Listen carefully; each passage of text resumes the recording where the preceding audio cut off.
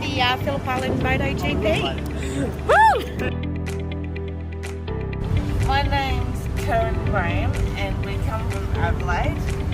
How we heard about this is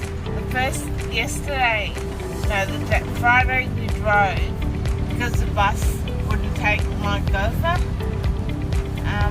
and Rex rang up and they said because half of the car parks are shut up because of the flooding, you guys are going to town to pick people up.